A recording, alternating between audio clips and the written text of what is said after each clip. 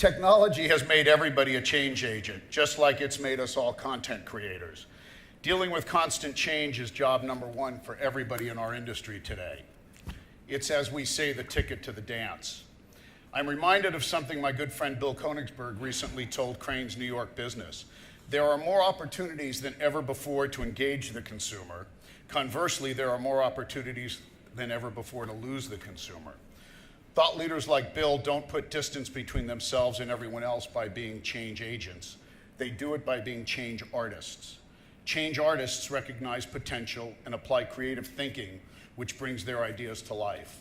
They start with a medium, but they never forget the end user is human. With that, they bring to the process an understanding of what's good about technology and what isn't, as well as the wisdom to know the difference. So we didn't invite change agents to join our panel today. We asked some of the most impressive change artists from all sides of the industry to talk with us. So again, echoing Audrey, I'd like to welcome Janet, Mark, Ben, and David to our conversation this morning. Let me start with a jump ball question, and anybody can roll with it, or all of you can. Both kind of within your own organizations and as well as you look at how you engage consumers, is there a single technology that has impacted your business, your organization interest more than any other? And again, jump ball question, one single technology that you would look at and say, boy, this is the one that changed the day. I'm going to say it's echoing the Martini theme here. But I think the technology at BetaWorks that keeps our collaboration going is actually distillation, meaning in the alcohol sense. Because with as much technology as we all use, there are tons of hacks that everyone has to figure out what's happening and stay on top of their business and the dynamics of our industry. But what really brings people together is conversation in the physical world. And for a company that's as digitally and technology focused, that may sound somewhat ironic. But on Thursdays at 5 o'clock, we have whiskey and demo day, and for 30 minutes, everyone leaves their desks and stands up in a common space, no matter which startup they're coming from. And that is a remarkable dynamic. It helps us stay on top of what are remarkably fast-moving development cycles. So conversation is the technology. Yeah, I think the companies that we're using, or I find particularly interesting as of late, are the companies within the shared economy. So, whether it's Uber, Airbnb, I think it's important for us, sort of running a crowdsourcing platform, to pay attention to others within that space. And I'm really impressed by the simplicity of those applications. And again, it's just there's talent everywhere, or sort of latent folks who are out there willing to do a lot, this sort of distributed workforce. So the ability to access them and then pay attention and implement aspects of their platform into our own has been really helpful for us. I guess what I was thinking, the way I would look at that in terms of a single technology, I was pretty, it's a big question, and I realized that I would say, and maybe it's a semantics thing, but I would say video. As coming from BBDO, which can be considered a traditional ad agency, or is a traditional advertising agency, and this phenomenon of broadcast and from a semantic standpoint, but to really absorb that notion of video is what we're making, and that sort of evolution into making that an operative term is maybe a stretch for a creative agency like ours, but I think we've learned to embrace it. I think it's an important thing, and I consider video to be inclusive of broadcast and inclusive of TV, and that takes some adjusting to in a place like mine. David, let me kind of press on that for a second. So you referred to BBDO as a traditional advertising agency, and I think nobody would disagree. One of the great names in advertising, and certainly roots as a traditional advertising agency. Yet Suzanne Vernitza on the panel earlier this morning was talking about what I used to characterize as a conference room table with people sitting around it, and who are the right constituents. When the whole Madison and Vine conversation started, which is shocking, but 15 years ago, even though it wasn't new, we put a name on it. Mm-hmm. The question was, is it the media agency? Is it the talent agency? Is it the media seller? When Time Warner stepped up and said, we're going to do creative for J&J, it was a headline in Ad Age. Imagine that, 10 years ago. Is it the creative agency? You guys have, traditionally done creative. That's what you do. And yet you've taken that creative into some different platforms. The Daybreak example with AT&T, you know, how do you look at that changing your role as a traditional agency? Well, I mean, from my perspective, I think we truly come from, we're creating, we create and engineer ideas, and these are, and I consider them to be sort of provocations in the universe. We're trying to create ripples, and if that's through scale platforms like television, or if it's through experiential things, or if it's through new platforms and how people are watching content and doing things, we want to be in any of those areas. And again, I do think that, you know, maybe if you were, BBDO has been a great creative agency for, well, God, I mean, I don't know, I should be able to tell you exactly, or within even 30 years, but I can't. But you know, 15 years ago, we were a great agency, and I think it was pretty easy to know that we were a great TV agency in 10 years and what have you. But I think even in the last 10 years, we've always created smart ideas, and those have found their way into a particular medium, and I think we've adjusted pretty capably in terms of experiential and smaller platforms and technology as well. And we try to do that. That is absolutely a day-to-day operative thing, to embrace technology within, and how that relates to our ideas. Ben, before you answer the question, I want to kind of change it up for you, because you're in a unique position being at Google.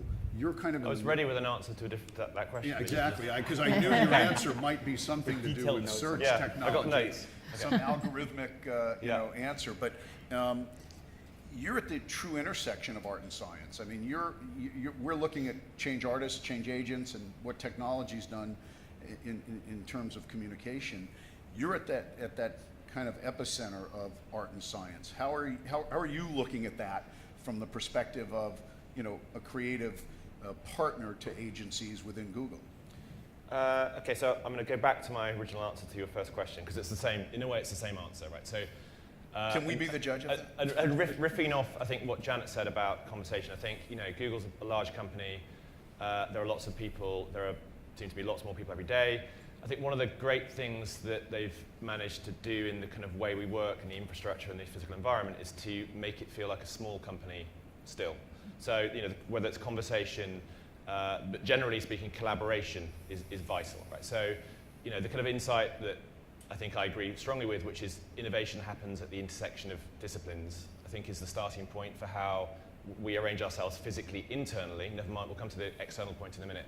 Internally, it's around colliding different sets of skills in interesting ways continually, and actually sometimes uncomfortably close, and artificially crushing people together. So, you know, everything from the way that you guys probably know, been to Google, the way that meals are served and you get kind of looked after for lunch isn't accidentally, you know, a kind of random thing which is designed to make people feel full at lunchtime.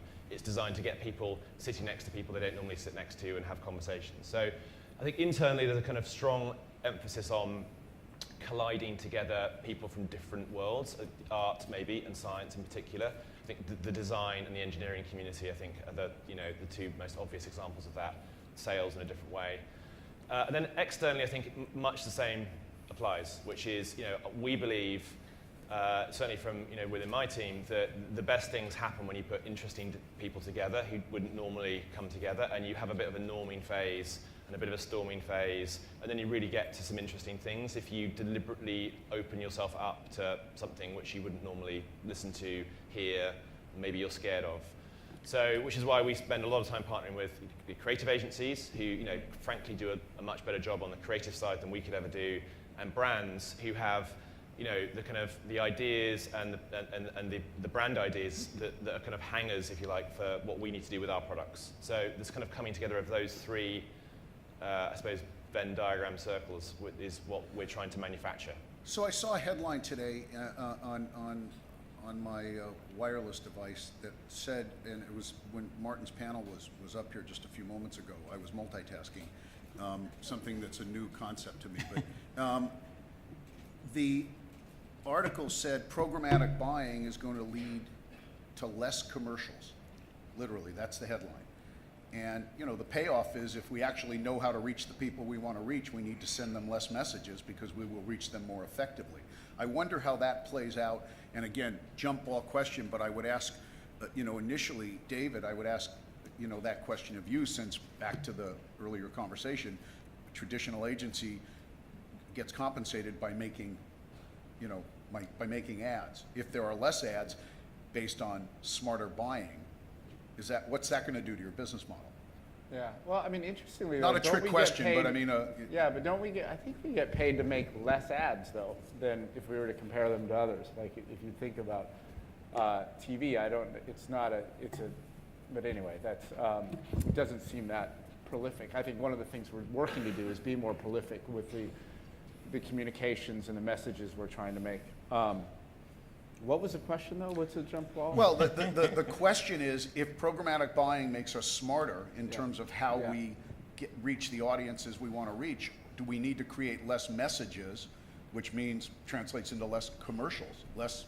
Well, for me, then that must lead to targeting, and I think niche. I think I've always been. I started my career at Crispin, and I was there for over a dozen years. And I think the niche, trying to find a community or trying to find a target or to embrace that and to really provoke within that community, I think tended to be able to amplify. And that's something I've always been attracted to. I think there's a lot of that's a noble pursuit to try to commandeer a large audience. I know that contrasts to the sense of scale and so forth, but I think that's what we're talking about. And I think we've always been able to adapt well to that in terms of finding an idea. The broader an idea, for instance, one of the things I have to do in the TV world, which is a small thing, is do global TV. It's the hardest thing to do because it gets so, marginalized because it has to be so watered down in terms of how it can work because one culture doesn't speak to another and what have you. It's a great example of what communications at really large scale might be sort of compromised in a way. So Mark, your model, and if we talk about kind of an innovation or if you will, a technology or an act, user-generated content, kind of flies in the face of the traditional agency model. I mean, years ago I had an idea that one of my kids gave me. I called a friend of mine at a creative agency and he said, we can't just take ideas over the phone because of legal implications and whatnot. And I thought, but it's a really good idea. Let me tell you this idea. It's a really good idea. I couldn't even get them to listen to the idea. You can now. I can now. but again, that kind of speaks to your model in terms of going to the crowd, going to the larger base, which both geographically probably has impact to David's point, but creatively, you're tapping into such a broad-based creative enterprise. Yeah, I mean, we're connecting talent with opportunity, and there's often a polarizing debate, I think, which is a sort of a false debate between an agency and the crowd, where I think there's plenty of room for both, and a lot of white space in between UGC and professional content. Just kind of going back to that conclusion about programmatic buying and how it'll lead to less ads, I'm not sure that I agree with that. I think that conclusion might be based on the belief that it's cost prohibitive to create content for all of that niche market, where what we're seeing and what we've tried to give companies, brands, agencies the ability to do is to customize content dependent upon the niche and the targeted audience. To hit the long tail? Or just To hit the long tail, yeah. And I think from everything that we see specifically online, which is a much more interactive experience than television, is people don't want to be hit over the head with this one-size-fits-all mentality, because if you try and make something for everybody, you make something for no one. So I think, your son's idea, right, there's probably... It's still a great idea. It's still a great idea, yeah. In a past world, it would have been thrown into one bucket, and the creative director probably would have scratched it out. But there's somebody out there who might be much more receptive to that idea. So now there's an outlet for that. Cool. Yeah. Janet, your experience, your background has had a lot to do with monetization in the different places that you've had the good fortune of working, and now you're about 6 months into BetaWorks in a laboratory environment.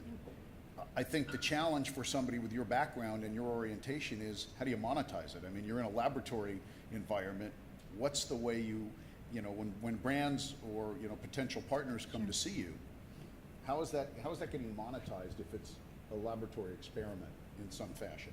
Well, I think the first thing is not to commoditize what you do best. So, you know, the initial inclination looking across the 12 startups that we're building in the studio, from Dots to Dig to Giphy, would be to think about some kind of advertising and commerce and consumer-driven strategy in a more traditional sense.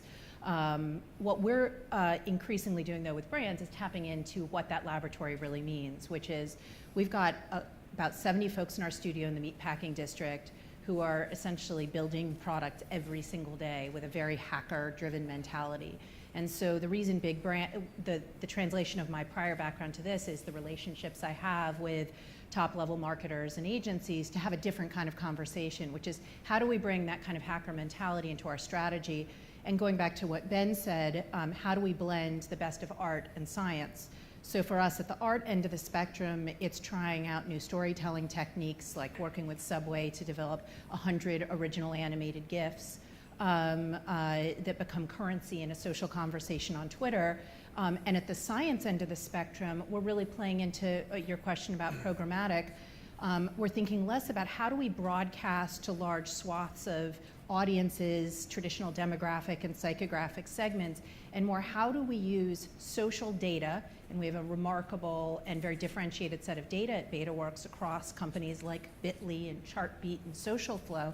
We take that data and we actually, in an organic way, identify what we call audience clusters, where we haven't predefined them going into the experiment. We're actually doing a data experiment to find who the true influencers are. And so it stays away from two problems I think we have as an industry, which is we're all gravitating to who has the most followers, which is just a quantitative metric. It doesn't actually necessarily correlate with authority. And then we're also gravitating towards what's trending, which is, again, more of a quantitative, velocity-based and mass metric.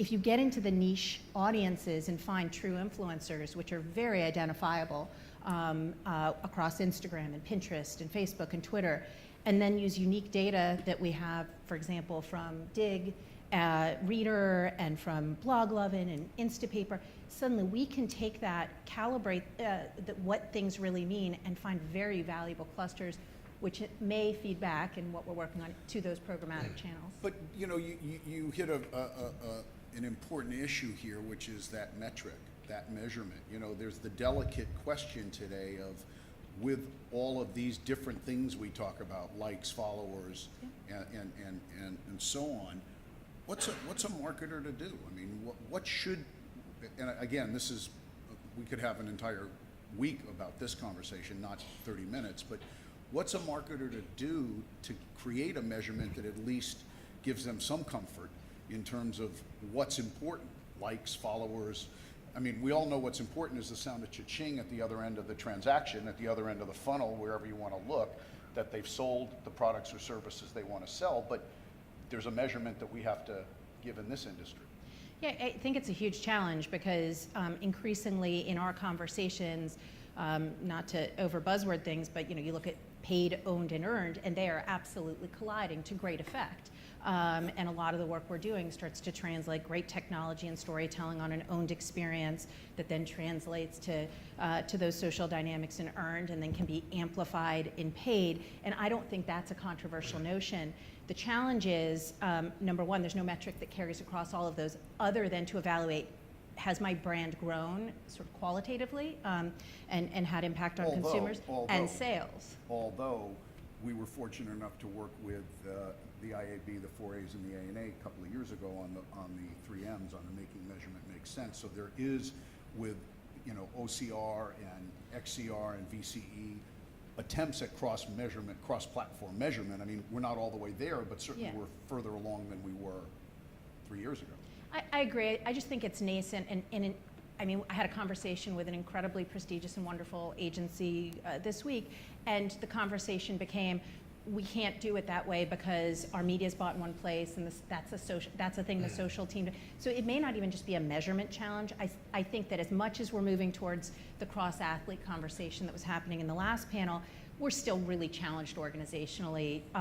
Forget about by medium to look at TV, digital, print, et cetera. I think even within digital, if you look at paid, owned, earned, they're still being bought, built, and then add content strategy and creativity to that. There's still such a disparate set of people touching the business that measurement becomes enormously challenged. So let's switch from measurement to a second. David, if I asked you the question from a creative process, and I'd ask Ben the same question, and I'd ask all of you the same question, but I'll pick you first, David. Content first or medium first? I mean, you know, it's the old, does a print ad work on radio, does a radio ad work on TV, and so on and so forth. How do you look at it from a creative perspective? Well, I actually appreciate you asking that. I think of things a little bit differently than I think most would expect I would, and maybe the way my company operate, but I think we already behave in this way, and I just describe it differently. But I have a theory of that I sort of started to figure out in my own head, and trust me, that's a very strange place. At Chrisman, innovation leads to idea, and I know it doesn't always do that, and obviously I think we think of the idea, and then we think of the tentacles that extend thereof. But I believe that technology and innovation really can inspire the idea, and that's why I want to, we're working hard at BBDO to create that environment and that culture where we respond to technology with our ideas. And again, that alludes to niche and so forth. We had a great experiment with our client Lowe's on Vine a year ago called Fix and Six, and we did a great job of utilizing that platform in its native sense, and we created utility, we created something interesting. That project was inspired by just having a Vine Film Festival before any Vine Film Festival had happened. It was almost 18 months ago, or a little less than that, where we did that, and that led to client interest, and we knew how to do it cheaply, we knew how to do it interestingly, and we quickly pivoted into providing that for Lowe's, and we understood the platform, we did a great job. And I think it's interesting what we talk about, ROI can be, well, ROI worked in that because it was so inexpensive, it was so affordable, including earned and so forth.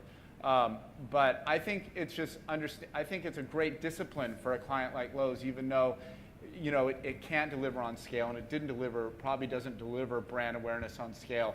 But it truly shows that we can go through the discipline of understanding a social platform and, frankly, doing a great job on it. And then we go through that discipline, it allows us to respond to other technologies and other mediums and so forth.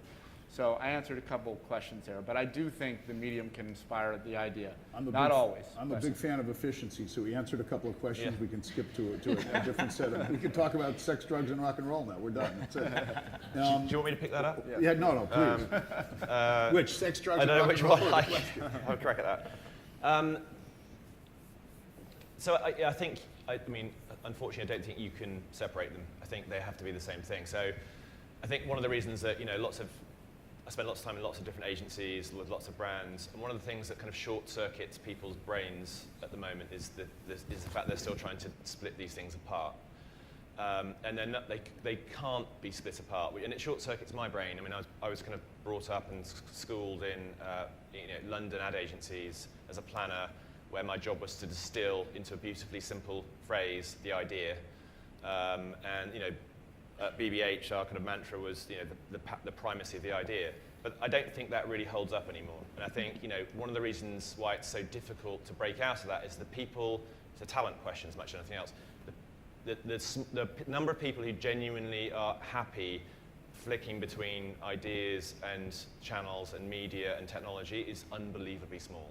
So, I personally spend tons of my time trying to find people who can actually come up with ideas which are maybe, as in your Vine example, born from media, but at least come already with an idea about how they will be expressed versus some kind of higher level, kind of once worshipped for their kind of high levelness quality. So, the talent thing, I think when people have in organizations, whether it's agencies or brands, people who can step across and be fluid between those kind of areas, it transforms the way that creativity works in those account teams or brand teams or client companies. So, I'm not going to tell you who my favorite ones are, but some of them I'm still hunting. But it's just between us. Okay, all right. No, they're not always digital natives. So I think there's a kind of myth around the digital native. I think there's a kind of a sweet spot between experience and digital, nativeness, if that's the right word. And you need to be able to understand brands, and you need to be able to understand, clients and their business issues, as well as just understand digital media and all the cool things which are possible to, to kind of get these days. So sometimes you get wonderful interns out of college, but actually it's probably people who are kind of 5 or 6 years into their career who've got a bit of both.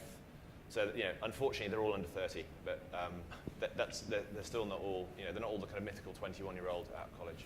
Well, I see so much nonsense there. So you always see, you said before that, which I think was a good Are you referring point. to what Ben said? Yeah. No, not at all, not at all. Thanks. Exactly in the media world, I was saying you'll see, people trying to apply the same sort of philosophy that they had to a 70-year-old business model online and not considering the creative experience or storytelling. You're talking about somebody who's got a lot of followers is not authority, but I think it's so reactive right now in the industry that the feeling is, well, they can get you reach, and Justin Bieber, because he has 15 million fans, can sell my Audi, and I'll just have somebody tweet a Vine there, and it has nothing to do with the story of Audi, and probably when the data's true. Years from now, they'll say that all of that probably hurt the brand. Based more on than his helped it. recent behavior, he might steal your idea. Exactly.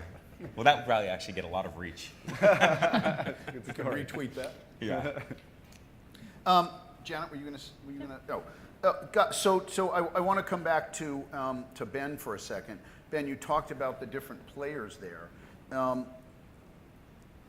What do you think defines a successful partnership between a brand, their media agency, the creative agency, and the platform, and the media seller, if Yeah. you will, whatever shape or form that media seller takes? It's a good question. So I wish I knew, a perfect answer. But so speaking from my point of view, because there's a generic answer, but from a Google point of view, I think there's definitely usually a shared sense of kind of crazy ambition.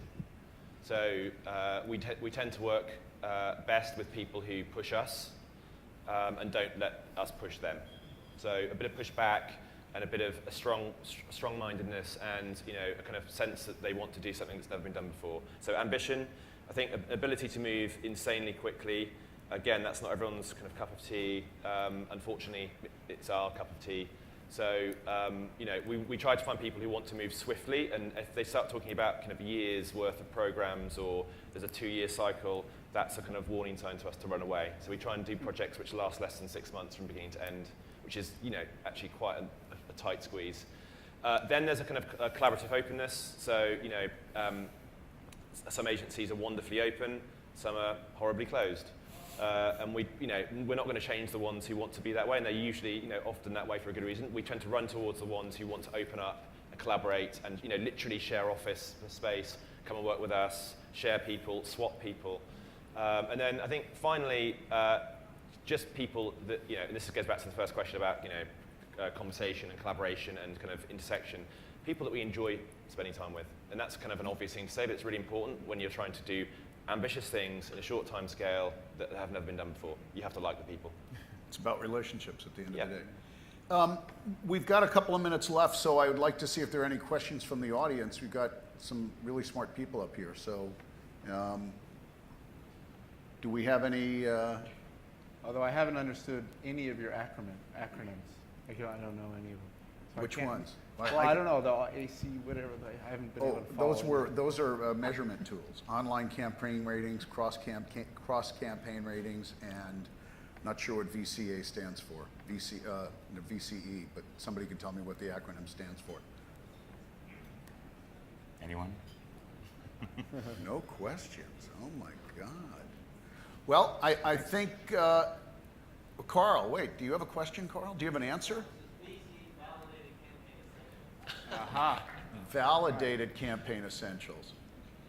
Well, great. We have a couple more things we can talk about. Yes, Audrey? What do you think is the biggest inhibitor to creative thinking? And if we can distinguish creative thinking from innovation, because they're not necessarily the same thing. So in your experience, in the seat you sit in, what's the biggest inhibitor to creative thinking? Fear. I know coming from Hollywood, a lot of the inspiration why we started what we did was that everybody, if you were in a room with a studio executive who had an idea for a movie, there's a lot of smart people who work in advertising or in Hollywood. They were all afraid to express their true opinion in that room because they're afraid of somebody who they work with and what they might think. So you see what was once a really good idea change due to interaction within a room. So it's not completely free. It changes and it doesn't see the light of day in a lot of cases based upon ego. So that kind of speaks to what Bonan spoke about earlier, which is the Fearless program that Mondelez has been putting forth, which is don't be afraid. So I think that's a... Yeah, I would say, and also just authentically embracing that you are creative too. Like a lot of times when I see limitations thereof, I think I would ask myself if this particular orientation, it might be a person or a set of things and how they do it. Like, I think they've lost track perhaps of even understanding they are truly creative. And then the other thing in a culture and environment is definitely having boundaries about what is creative and what isn't. It's definitely, novel. Well, I wish it wasn't novel, but in terms of openly considering everyone in an environment creative. And I truly know that BBDO has evolved in that sense, and that's been one of the coolest things I've seen because I've only been there 2.5 years, but I truly think there's more of a notion in a room of again, you say people colliding in terms of ideas and expanding on things. So not limiting who is creative and who's responsible for that is a key too. So, can I throw one in? Just a Please.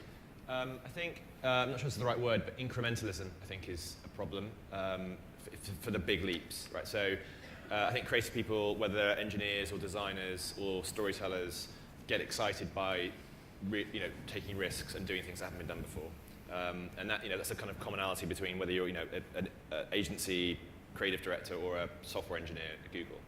And I think, there's a kind of incrementalism in a way is the enemy, which is just making things slightly better and trying things that have just been, iterating of things that have been done. And I think we try and encourage, whether it's, in our own product teams or in our collaborations with agencies and brand partners, to do things which make you uncomfortable. So we have this kind of 10x versus 10%. It's actually, funnily enough, and this isn't quite true, but if you kind of analyze it, but there's a kind of belief inside the company that it's easy to do things that are 10 times harder than 10% harder, because you have to completely rethink how you're going to answer the question. Right, so the classic example given in the company by the guy called Astro Thaler, who runs Google X, is that if you want to make a car do 100 miles an hour, 100 miles to the gallon, it's actually, you can probably just about figure out how to do that with the current technology. You can incrementally find a way of making it. Eventually, they'll get there. If you wanted to do 500 miles to the gallon, and you don't have 10 years to wait, you need to completely start from scratch and completely forget all your biases, prejudices, assumptions, and start afresh. And I think that's an uncomfortable place to be. And lots of companies, including our own in some cases, you don't always get the luxury of that 10x opportunity, that moment where someone says, you don't have, scrap everything. But I think that kind of, just making things a little bit better or riffing off what's there already, I think is a kind of inertia driver. I completely agree. This appetite for risk and inertia, those are the two biggest inhibitors. I would also add not taking a human-centered approach and really thinking about who's on the other side of these creative ideas that we're executing. So, for example, in the last panel, they were talking about mobile advertising and why is it challenged and is native the answer. So much of what we've actually created for mobile, just as an example, is not actually created for the human behavior that's on the other side of the device. Number one, that these mobile devices are actually phones, first and foremost. They are devices for communication. So very little of the creative conversation focuses on how to embed brands in a communication setting. That's one example of not thinking in a human-centric way. Another example I would point out is so much of what we create for these devices, how many times have you taken your phone on your touch screen and put your fingers together to pinch, spread, and click, essentially, because we've built an experience that's for the wrong kind of screen, right? We've built it for a computer experience. We've built it, kids, they walk up to any of these flat screen televisions and they're like, it's broken, it's not moving, right? So we also haven't thought that the human behavior with these touchscreen devices, and I think it was said on the last panel, is to touch, to tap, to swipe, to scroll. So, for example, we've unleashed new levels of creativity and storytelling by taking a technology we built called Tapestry, and now we're taking Tapestry, which are essentially tappable stories on mobile devices, and used it to great effect with very big brands to start to play around with this new human-centered approach to what a story might be. So I think that not thinking about the screen and how much we can take over a certain number of pixels too often dominates the conversation, as opposed to what's the interaction, what's the behavior we want to create and evoke. So I just want to ask one final question. I think we have time for one more. I want to go back to 2 panels ago when Michael Clinton gave us that factoid about 3% of magazines are read on tablets or on digital devices. I guess my question is that statistic deceiving in terms of the importance of the demographic that makes up that 3%? I can't help but ask that question because you were just talking about tapping and touching and swiping, and if we're looking at who that 3% is it disproportionately more important than the 97% of the people who aren't, receiving their print material online? I just think so much of that conversation is focused on converting the audience from one behavior to another.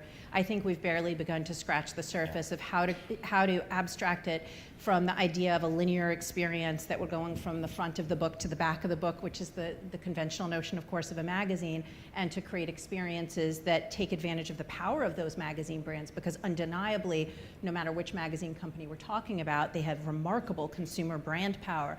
I think we've only begun to scratch the surface of this creativity conversation, which is what does the human now want from that experience. I think what that statistic just says is that enough of the people who were in the current circulation of those magazines are still comfortable with the technology of paper, and they're not excited enough by the idea of converting that experience to this unfamiliar territory. I don't think it necessarily validates that digital experiences are or are not valid relative to the print. If it's not breaking the rules of order, I'll leave the dangling question for Meredith Levien from the New York Times, who's going to be up here to ask her that question about the value of that 3% versus the other 97%. But I think Audrey's telling me. Actually, one more question. Yes. Burning question.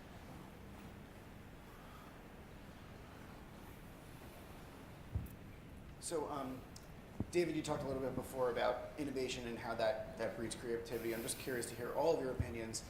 Looking forward, what are the platforms, what are the innovations that you guys see over the next 12 to 18 months that are really going to drive that creativity most strongly? That's a tough one. I don't look specifically. I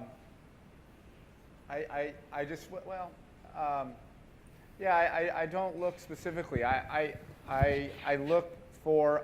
I just like to make sure we're looking at technologies and platforms, and I like if we're studying if we're looking very closely at the user and how we're doing things. Right now, I get great ideas, not necessarily every day, but I'd say like every other day, that just blow me away. And I'm so pleased because we are a large place and we are an idea-centric place, but if we lend our culture is more driven than ever to figure things out. And so sometimes, I just think it's important to take a look at a platform, and a small one, an app or something like that, or a user behavior or something like that, study it as closely as we can, marry it to that idea, and then make sure that we're forging that idea in as an appropriate as possible way as how the user is using that thing. And I say that because I do have to caution that sometimes we don't. Sometimes we don't. We look at this platform and we say we've got a good idea, and there might even be a great client meeting and everyone's happy, but then